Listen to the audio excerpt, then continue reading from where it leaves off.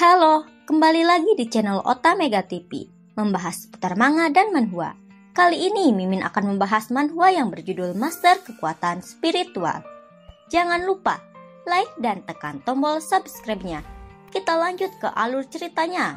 Part 16. Jitan yang sangat senang, ia bisa keluar untuk belanja sembari berjalan-jalan, dan semua barang belanjaannya pun Kangkin yang bawakan. Saat Jitan berjalan, Jitan berhenti ketika melihat toko jam. Jitan pun berniat untuk membeli jam yang ia sukai. Lalu Jitan memilih jam yang seharga 260.000 yuan. Jitan pun akan membayarnya menggunakan kartu yang ia miliki. Ketika akan membayar, saldo di kartunya tidak mencukupi untuk pembayaran jam itu. Kemudian si pelayan toko pun marah-marah. Pelayan itu bilang, "Kau jangan mempermainkan kami. Di sini kami sangat sibuk. Kalau kalian tidak punya uang, tak usah kemari. Sebaiknya kalian pulang saja." Jitan yang sangat malu menunduk. Lalu Kangkin langsung menaruh 2 batang emas untuk pembayaran jam itu. Dan emas itu ternyata Kangkin ambil dari cincinnya. Ketika melihat emas batangan itu, si pelayan pun langsung kaget. Lalu pelayan di sebelahnya pun minta maaf atas kesalahpahaman rekannya. Dan mereka pun akan memberikan diskon untuk pembayaran jam itu. Ketika Jitan akan mengambil kartunya kembali, Kangkin langsung menarik Jitan, sehingga pisau yang pelayan itu akan tusukan ke Jitan tidak mengenainya. Dengan tatapan tajam, si pelayan toko itu bilang, "Awalnya aku hanya akan menyandra adik iparmu, tapi tak disangka kau selangkah lebih cepat dariku. Oh ya, ngomong-ngomong si pelayan ini ternyata dikendalikan oleh sihir anggota King Tang. Dan tidak sampai di situ saja, anggota King Tang pun akan terus balas dendam kepada Kangkin. Kejadian itu pun hanya pemulaan saja untuk Kangkin." Kita lanjut.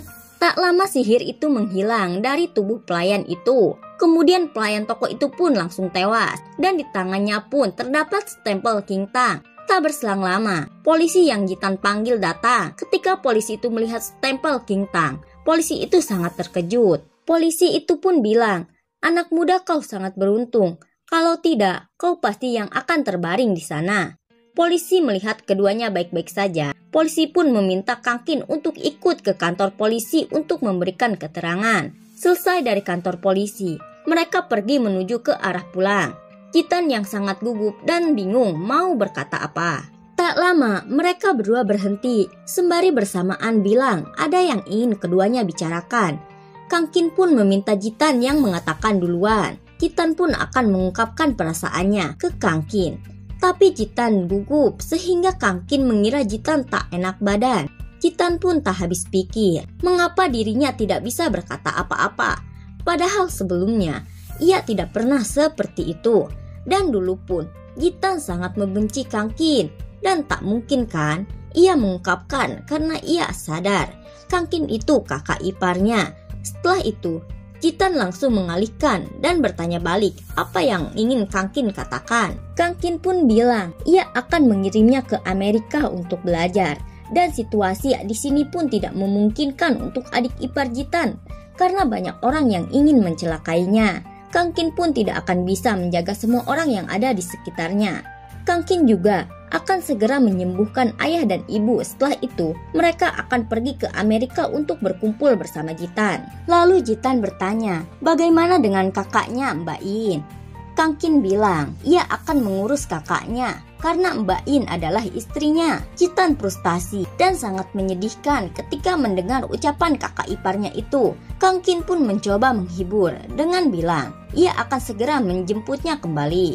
Jitan pun menepis tangan Kangkin, lalu langsung berjalan meninggalkan Kangkin yang masih di belakang. Sembari bilang, "Kau tak perlu segera menjemputku, karena aku akan bebas kalau di luar negeri. Tapi kau harus mengirimi aku uang jajan setiap bulannya." Malam harinya, setiba mereka di rumah, Mbak In sudah menyiapkan makan malam. Mbak In pun menyuruh mereka langsung cuci tangan dan segera makan. Tapi Jitan langsung naik ke atas untuk istirahat. Mbak In yang melihat bertanya kepada Kangkin, kenapa adiknya terlihat lesu. Lalu Kangkin menjelaskan semuanya ke Mbak In sembari makan malam. Ketika Mbak In mendengar semua penjelasan Kangkin, Mbak In sangat senang dan pasti adik Jitan akan memahaminya. Sembari memeluk Kangkin dari belakang, Kangkin pun berpikir, ia akan segera melepaskan segel yang ada di tubuh Mbak In. Ketika Kang Qin mempelajari buku itu, Kang Qin merasa wanita itu mungkin telah menipunya karena isi semua lembaran dalam buku itu hanyalah kertas polos, dan buku itu pun bukan metode pikiran tatanan surga yang bisa melepaskan segel. Tak lama ponselnya pun berbunyi. Kang Qin pun langsung mengangkat teleponnya. Yang menelpon itu asisten Kang untuk memberitahu bosnya kalau ia sudah berhasil menyelidiki mengenai anggota King Tang. Pagi harinya, saat Mbak In membantu merapikan baju Kang Qin, Mbak In juga meminta Kang Qin untuk mengantar Jitan ke bandara. Sementara itu, Jitan yang sudah menunggu lama di bawah. Ketika kakak dan kakak iparnya turun, Jitan mengejek mereka berdua karena terlalu lama mereka di kamar. Setelah itu, Mbak In berpesan agar Jitan menjaga dirinya baik-baik. Dan sesampainya Jitan di Amerika, Jitan harus segera mengabari kakaknya. Ketika adik kakak itu saling berpelukan, Kang Qin meminta untuk segera berangkat karena waktunya pun sudah habis, sembari akan mengangkat koper Jitan. Jitan pun langsung menahan tangan Kang Qin. Dengan ketus Jitan bilang, "Kau tidak usah menyentuhnya kalau tidak suka." Jitan pun langsung menarik kopernya pergi. Setelah itu, mereka take off ke tujuan masing-masing. Setibanya Kang Qin di kediaman Jiang Jun, Kang Qin terkejut melihat kediaman Jiang Jun hampir rusak. Kang Qin pun mengira yang melakukan itu adalah anggota King Tang. Kang Qin pun langsung mendobrak masuk. Saat masuk dari dalam ada yang menahan tangannya. Ketika Kang Qin melihat, ternyata orang itu Jiang Jun. Jun pun sengaja melakukan itu untuk melatih kekuatannya yang telah ia latih. Lalu Kang Qin pun mencoba melihat ke dalam tubuh Jun sudah sampai mana Jun berlatih. Ketika memeriksa, Kang Qin mengatakan Jun sudah mencapai level awal. Dan kekuatan Jun hampir sama dengan kekuatan kakak perempuan Su Xiu dan kurang lebih berada di tingkat 3. Jun sangat senang mendengar itu dan pantas saja pimpinan keluarga besar Jiang mewariskan posisinya itu ke Jun. Jun pun menceritakan rapat waktu itu kepada Kang Qin. Dan di rapat itu, pimpinan keluarga besar Jiang mewariskan posisinya karena Kang Qin telah berperan banyak untuk Jun. Dan semua orang di Sangjing ingin menarik Kang Qin ke lingkaran mereka. Jadi pimpinan keluarga Jiang tak segan mewariskan posisinya ke Jun karena ada Kang Qin di belakangnya. Setelah itu, Jun langsung membawakan secangkir teh untuk ucapan terima kasih Jun kepada Kang Qin. Jun pun mengatakan, apapun statusnya, ia akan selalu ingat kebaikan Kang Qin sembari memberikan secangkir teh itu. Setelah itu, Jun bertanya masalah Kang Qin dengan anggota King Tang. Kang Qin pun mengatakan ia akan menyelesaikan misinya dulu, baru ia akan pergi mencari anggota King Tang. Scene berpindah saat Kang Qin melakukan misinya. Ketua Wang membawa Kang Qin ke seorang yang akan ia kawal. Ketua Wang memperkenalkan seorang itu, dan seorang itu bernama Dr. Yu, seorang alkemis yang harus Kang Qin kawal sampai pangkalan alkimia Amerika. Ketika profesor itu melihat Kang Qin, profesor itu kaget, mengira ia kembali ke 20 tahun yang lalu, dan Kang Qin pun sangat mirip orang tuanya. Ketua Wang juga mengatakan, profesor pernah bertemu dengan orang tua Kang Qin. Kang Qin pun langsung bertanya mengenai peristiwa waktu itu, tapi profesor langsung mengalihkan dengan bilang ia akan berkemas dan akan segera berangkat. Kemudian ketua Wang membawa Kang Qin ke rekam timnya yang lain. Ketika mendengar rekam tim yang lain, Kang Qin terkejut. Tak lama datang 2 orang prajurit. Prajurit itu bernama Tan Wei dan Jehlin. Ketika mereka akan menghampiri Kang Qin, Jehlin berkata kasar ke Kang Qin. Lalu keluar seorang prajurit lagi. Prajurit itu lalu memperkenalkan dirinya. Prajurit itu bernama Cao Ji. Kang Qin pun baru teringat pesan dan perkataan yang Ketua Wang katakan. Ketua Wang memasukkan Kang Qin ke tim kecil dengan status prajurit baru level 5. Dan statusnya itu putra keluarga kaya yang ingin bergabung ke dalam tim untuk mendapatkan pengalaman. Kang Qin pun harus ingat, jika belum benar-benar dalam keadaan mendesak, Kang Qin jangan mengeluarkan kekuatannya karena Kang Qin adalah kartu terakhir. Lalu Ketua Wang memperkenalkan Tan Wei sebagai kapten tim. Ketua Wang juga meminta mereka untuk saling mengenal dulu. Setelah itu, Cao Ji akan memperkenalkan Kang Qin ke kapten timnya itu. Dan orang yang akan dikenalkan ke Kang Qin, dia adalah prajurit level puncak 9. dan kemungkinan akan merobos level master setengah langkah dalam 2 tahun ini. Kang Qin pun memuji kaptennya itu di hadapannya. Cao Ji dengan bangga mengatakan ia dan Jehlin juga sudah mencapai level 8. Cao Ji juga menunjuk ke arah gadis yang ada di belakangnya dan mengatakan gadis itu satu-satunya di tim mereka dan gadis itu bernama Su Miao berada di level 7. Setelah itu, mereka pun berangkat. Ketika mereka dalam pesawat dalam penerbangan, mereka saling bertatap, tapi tak berkata apa-apa. Tak lama Jehlin berulah lagi dengan mengatakan misi kali ini adalah mempertaruhkan nyawa. Dan Kang Qin hanya level pemula. Jehlin pun mengejek dan menghina Kang Qin dan menganggap Kang Qin hanyalah hambatan bagi timnya. Miao pun ikut bicara dengan mengatakan, kita harus mengutamakan profesor saja kalau dalam perjalanan ada bahaya. Kemudian Kapten Tan Wei menyuruh mereka untuk tidak mengganggu profesor bekerja. Kang Qin terkejut melihat formula yang dibuat profesor. Kang Qin pun bilang, profesor salah hitung saat pramugari menawarkan segelas minuman untuk Kapten Tan Wei. Dan rekan timnya pun kaget ketika mendengar Kang Qin mengatakan itu. Pramugari itu pun langsung mengeluarkan kekuatan yang ada di gelang tangannya untuk menyerang profesor. Kang Qin pun langsung melemparkan jarum perak ke arah kekuatan itu sehingga kekuatan itu tidak mengenai profesor. Setelah profesor baik-baik saja, Kang Qin pun lalu mengambil kembali jarum perak itu dan Kang Qin pun tak menyangka si pembunuh itu bisa lolos begitu saja. Scene berpindah ketika mereka mengantar Profesor Yu ke pangkalan alkimia.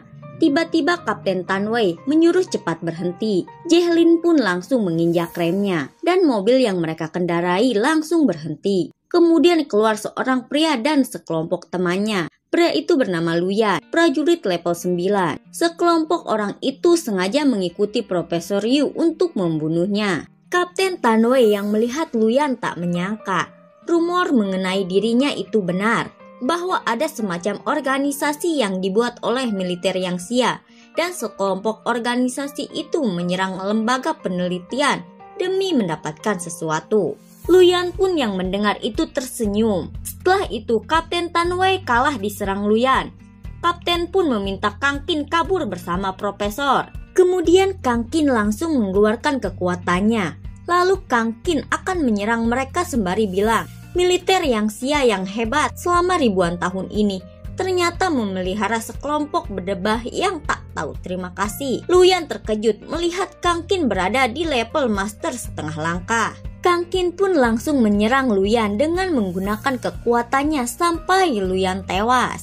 Rekan tim Kang Qin tak menyangka Luyan tewas dengan sekali serangan dari Kang Qin. Sebelum pria itu tewas, ia tak menyangka ternyata yang menghabisi pimpinan Liao orang yang sama yang mempunyai kekuatan yang menyerangnya juga. Kang Qin yang melihat stempel di tangan pria itu. Ternyata pria itu dari anggota King Tang. Dan pantas saja Ketua Wang meminta Kang Qin untuk menyembunyikan identitasnya. Ketika Kang Qin menoleh, semua timnya sangat terkejut.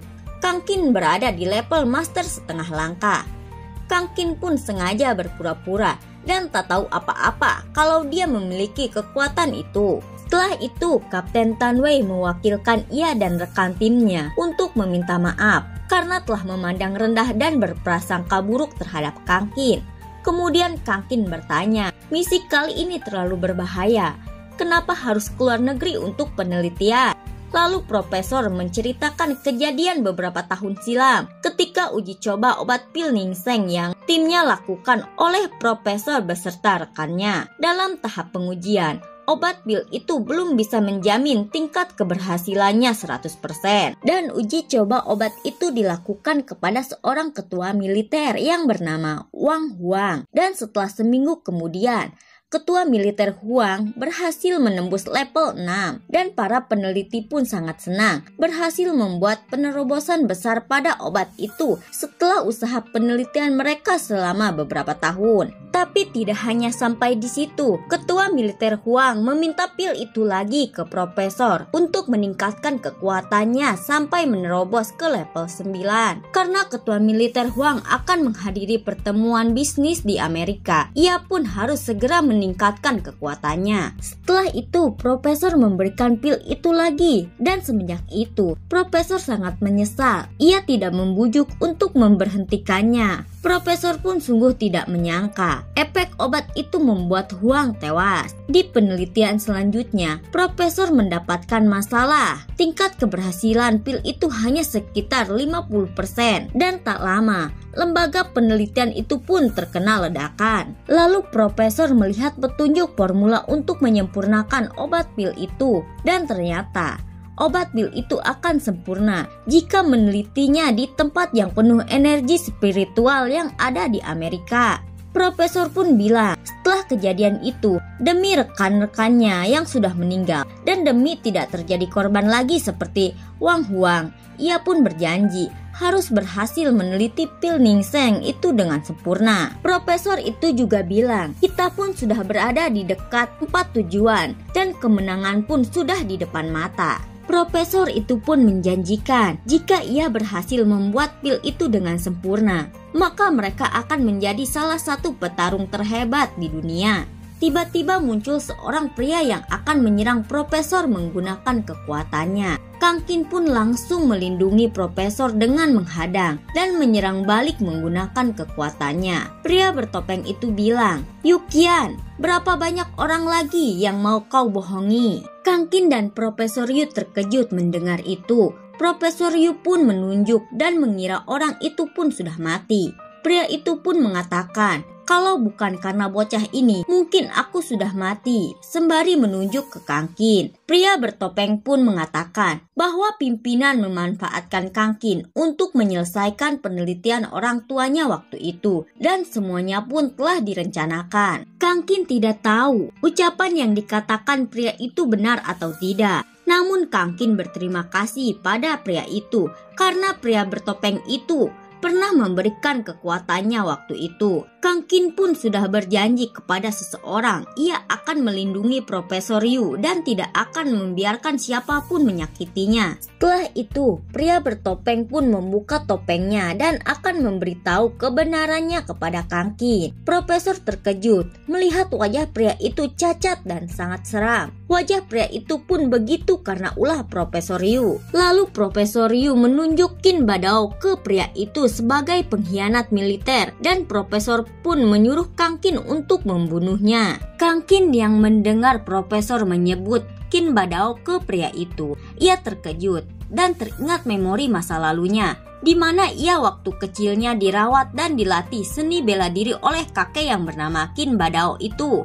Lalu Kang Qin menyebut pria itu kakek. Profesor pun sangat ketakutan dan gigit jari saat tahu Kang Qin dan pria itu punya hubungan kakek dan cucu. Profesor pun berniat akan kabur saat mereka berdua mengobrol. Kemudian kakek Qin memanggil Profesor Yu yang akan kabur sembari memperlihatkan tanda pengenal militer Wang Huang. Lalu kakek Qin memberitahu beberapa tahun lalu kakek Qin sengaja menyelinap ke dalam militer untuk mencari tahu keberadaan orang tua Kang Qin. Kakek Qin pun mendengar pembicaraan Profesor Yu dengan pimpinan. Mereka berdua merencanakan untuk membuat penelitian besar dan uji coba penelitian itu. Mereka sengaja memilih prajurit kelas tinggi untuk percobaannya. Kakek Qin pun sudah mengira orang tua Kang Qin menghilang ada hubungannya dengan mereka dan berhubungan juga dengan pil Ningseng itu. Kakek Qin sengaja menyamar menjadi Wang Huang. Setelah menyamar menjadi Huang, kakek Qin sengaja memakan obat pil percobaan itu untuk mendapatkan kepercayaan mereka. Setelah memakan pil itu, Profesor Yu sedikit panik melihat perubahan Huang. Lalu Huang pun mati karena percobaan yang dilakukan pimpinan dan Profesor Yu. Dan uji coba itu pun telah gagal ke-12 kalinya. Tak lama Huang pun bergerak dan membuka mata. Huang pun langsung menusuk Puxi 9 jarum untuk mengunci titik Dexu supaya ia tidak mati. Setelah itu, Huang keluar dari kematiannya. Ketika ia bergegas, ia merasa wajahnya pun berubah menjadi cacat. Huang pun berteriak. Setelah kejadian itu, kakek Qin sengaja memberitahu metode kultivasi kepada Kang Qin karena kakek Qin khawatir mereka akan menyerang Kang Qin. Setelah itu, kakek Qin langsung akan menghabisi Profesor menggunakan jarum perak miliknya Ketika kakek Qin menyerang, Profesor mencoba mengulur waktu dengan mengatakan, apakah kalian tidak ingin mengetahui tentang keberadaan orang tua Kang Qin? Kang Qin pun langsung menyuruh berhenti dan menghalangi kakek Qin. Lalu Kang Qin bertanya kepada Profesor, apa kau mengetahui keberadaan orang tuaku? Profesor mengatakan ia menyembunyikan barang peninggalan orang tua Kang Qin yang berharga. Dan Profesor pun akan memberikannya sekarang sembari memperlihatkan satu butir pil. Lalu Profesor langsung melemparkan pil itu ke mereka. Pil itu pun menjadi asap beracun. Dan ternyata Profesor sengaja melemparkan pil beracun itu untuk membuat mereka semua pingsan. Kapten Tan Wei tak menyangka Profesor bisa menghabisi orang-orangnya sendiri. Profesor menunjuk dan menyalahkan kakek Badao sebagai penyebab ia melakukan semua itu. Profesor juga tidak akan membiarkan salah satu dari mereka hidup.